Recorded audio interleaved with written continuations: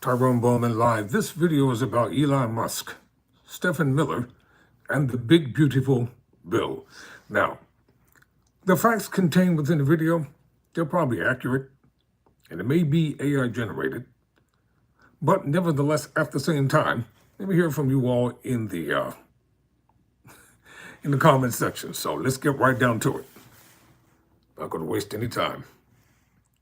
Republicans lie for a living. It's their native tongue. You'd think with decades of deceit under their belts, they'd have mastered the art. But no, they're not just liars. They're bad liars, sloppy, arrogant, and always enraged when reality shatters their latest calm. And nobody embodies that meltdown energy more than Stephen Miller, Trump's dead-eyed hatchet man, who's been publicly unraveling like a frayed wire on a live grenade. Why? Because the MAGA empire is rotting from the inside out, and Miller is choking on the fumes. His political facade is imploding, and now he's been publicly humiliated by a scandal involving his own wife and, of all people, Elon Musk. The man is radioactive, personally scorched and professionally exposed. And just when you think he couldn't sink any lower, he gets busted in a brazen, bald-faced lie. We're about to lay it all out, but before we dive into the wreckage, go ahead and hit that like button. If you're here for unfiltered truth and unapologetic takedowns, make sure to subscribe. This channel doesn't pull punches, and we're just getting warmed up. Now let's unpack the lie. To do that, we've got to rewind to Donald Trump's so-called Big Beautiful Bill, a grotesque assault on working people disguised as policy. Senator Chris Murphy didn't hesitate to rip the mask off, and he lit up Senator Joni Ernst in the process. Watch this. I think everybody in that audience knows that they're going to die. They would just rather die in old age at 85 or 90 instead of dying at 40. And the reality is that when you lose your health care, you are much more at risk of early death. And when rural hospitals close because of this bill, when drug treatment clinics close in Iowa and rural America because of this bill, more people will die at a younger age. So the reality is this bill is about life and death. And for what? I mean, I guess that's the problem here for many of us, is that they're cutting Medicaid, throwing 15 million people off their health care in order to fund a tax cut for the super wealthy and for corporations.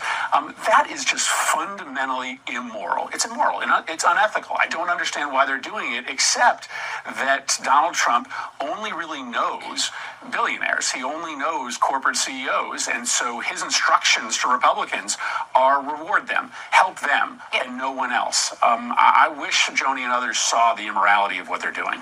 Donald Trump's budget is built on two towering, shameless lies, each one more sinister than the last. The first, that no one will lose their health care. That no one will lose their health care. That's not just a lie. It's a moral crime.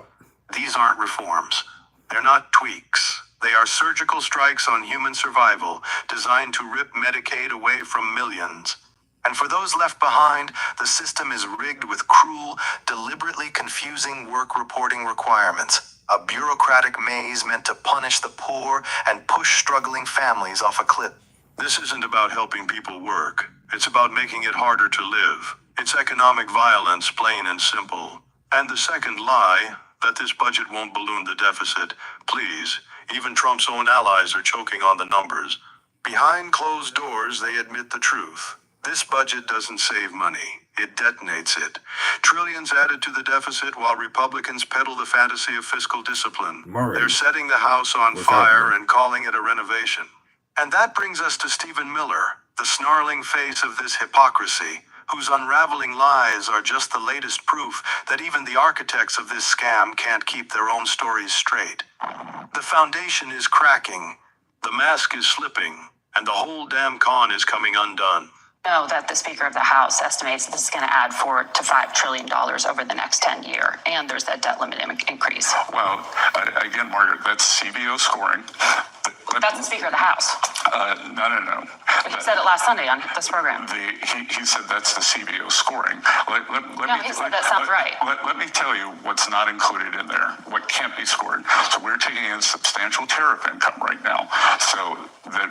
Well, it is worth noting that some budget experts say that in 2017, actually the CBO was pretty right when you adjusted for inflation. But let me read you something that you said back in 2021 about the CBO. This was in relation to a Democratic bill. You said the CBO has confirmed this bill adds nearly $400 billion to the deficit, contrary to the White House's claim that the bill is paid for. So do you only believe the CBO when a Democrat is president, Mr. Speaker?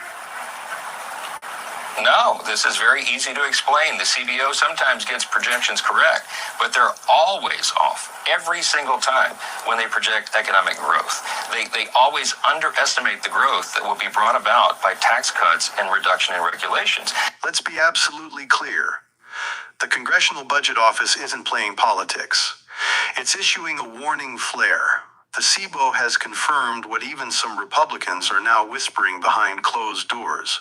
Trump's grotesquely named Big Beautiful Bill doesn't rein in spending, it detonates it. We're not talking minor overruns. We're talking fiscal anarchy.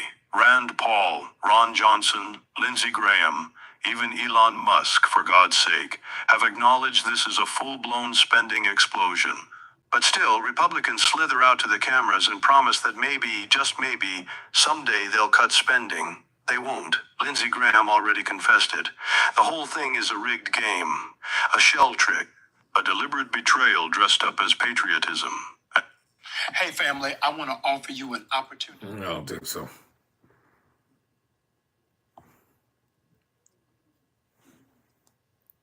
Elon Musk, for God's sake, have acknowledged this is a full-blown spending explosion.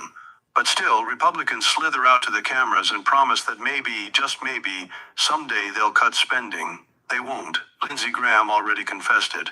The whole thing is a rigged game, a shell trick, a deliberate betrayal dressed up as patriotism. And then comes Stephen Miller lurching onto Twitter like a drowning man flailing for dry land, unleashing one of the most pathetic rants you'll ever read. He tries to gaslight the public with semantic sleight of hand, pretending there's some deep distinction between spending and deficit. He claims the bill slashes $1.06 trillion through what he ghoulishly calls welfare reform, but what the rest of us know as mass medica evisceration. And with a straight face, he attacks the CBO's math as bogus, as if a nonpartisan agency exists purely to inconvenience the fragile egos of Republican men in meltdown. But karma doesn't miss, and Miller got nuked with his own receipt. In 2021, when the CBO dared criticize a Democratic bill, Miller praised it like it came straight from Moses' stone tablets. He called it the most objective measure we had. But now that the numbers torch Trump's budget, suddenly it's all Marxist propaganda and liberal witchcraft. The hypocrisy isn't just galling, it's radioactive. And the cherry on top, Miller's desperate lie that the IRS is sending 87,000 agents to hound the middle class. Laughable. Pathetic. Those agents are going after the billionaires who treat taxes like a suggestion. Billionaires like Elon Musk, you know, the same Elon Musk who just so happens to be Miller's wife's new boss. That's right. She left the Trump swamp and landed in Elon's empire of ego and exploding rockets. And apparently, shattered marriages too.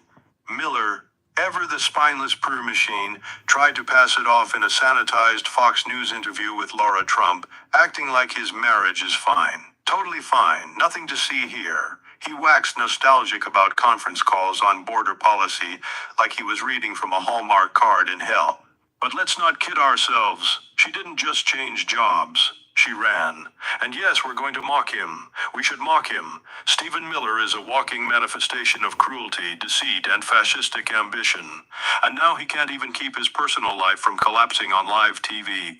His suits hang off him like they're trying to escape. Maybe it's not bad tailoring. Maybe the fabric has more moral clarity than he does. But while we're laughing at Miller's unraveling, let's not forget what's at stake. Behind the circus of broken marriages and busted lies is a brutal budget designed to crush the working class and feed the ultra-rich. While Miller implodes and Trump counts donations, it's families, children, and the vulnerable who are getting slaughtered by this economic war. That's why Governor Tim Walz stepped in, to to rip the mask off this scam and expose it for what it is. A grotesque, cynical heist. And we're not done. Not by a long shot. Recently, it's been the talk about the big, beautiful bill. I used to teach fourth grade, and I was going to say it sounds like a fourth grader came up with it, but that would be insulting to my fourth graders. It did not. Trump and Republicans are trying to ram this monstrosity through Congress before any of us figure out what's really in it. Well, you know what's in it. A record-setting shift of wealth to the rich from all the rest of us. If you're a young couple raising a child with a disability, getting your health care through Medicaid, you could be one of 15 million that are going to lose your health care. What's happening? If you're a single mom working, relying on SNAP, this bill would kick you and your kids off and nearly 11 million of our fellow Americans off this vital lifeline. If you're a young guy holding down a job making solar panels like we're doing in Minnesota, your gig could be one of the 700,000 jobs that this bill will kill alone. So while working people get the shaft, who benefits from this bill? I don't know if anybody, we'll see if somebody in here, if you make $4 million a year, you get a $400,000 tax break. And if you and your spouse are worth over $30 million, you get to pass that wealth down to your Nepo children tax-free. But if you make less than $50,000 a year, the best you're going to get out of this is about $300. Less than a decent set of tires will buy. But it is a little something, I'll give you that. But it won't make up for what you're going to lose in having to pay to go to the doctor's office or the grocery store. So to put it plainly, the rich are going to feast, and the rest of us will be lucky if we get scraps. 13 million kids will be kicked off free school lunch. Those kids get to go to school hungry. And all but 2 Republicans voted for this big, beautiful pile of bullshit. All but 2. You know when they voted for it? Right before 3 a.m. Every heist needs the cover of darkness to get through, as you all know. But when Trump and the Republicans aren't sacrificing our livelihoods at the altar of massive tax cuts for the rich, they're finding plenty of other ways to screw us over and make life hell. You can talk to my mom, or roughly 1 in 5 South Carolinians who rely on Social Security as their major retirement income. They're terrified. We opened this video with Senator Chris Murphy confronting Joni Ernst for a reason, because what she said at that town hall wasn't just out of touch, it was monstrous. Ernst shrugged off devastating Medicaid cuts with the casual cruelty of someone who's never had to choose between groceries and a doctor visit. Her excuse, everyone's going to die anyway, that's not policy, that's nihilism in a designer's suit. That's the Job's healthcare plan. Die quietly and don't cost the rich a dime. And while she tells working families to pray the cancer away, she's sitting pretty on over $7 million in personal wealth. You really think she's leaving her health to divine intervention? If Joni Ernst breaks a hip or gets diagnosed with a serious illness, she's not reaching for a Bible. She's got premium insurance and a Rolex full of private doctors. This isn't about faith. This is about a millionaire telling poor people to die with grace so she can hand more tax breaks to her billionaire donors. It's repulsive, but this isn't just about Ernst. It's about a Republican Party that has made contempt their core ideology. These people don't just ignore suffering, they ridicule it. They laugh at the pain of the vulnerable. They look at struggling Americans and feel nothing but disdain. And no one embodies that venom more than Donald Trump. After January 6, his biggest concern wasn't the violence. It was that his supporters looked too ugly on TV. That wasn't a leak. That was his priority. He didn't care that they were breaking laws or threatening lives. He cared they didn't match the optics of his deranged ego. And Jade Vance, he's no different. A man who built his career pretending to speak for the forgotten working class while sneering at them, the second cameras stop rolling. The media loves to push the myth of the condescending liberal. But let's be honest, Republicans perfected elitist cruelty. Joni Ernst isn't just tone deaf. She's standing in a symbolic graveyard telling you to lie down and die so she and her wealthy friends can enjoy another round of tax cuts.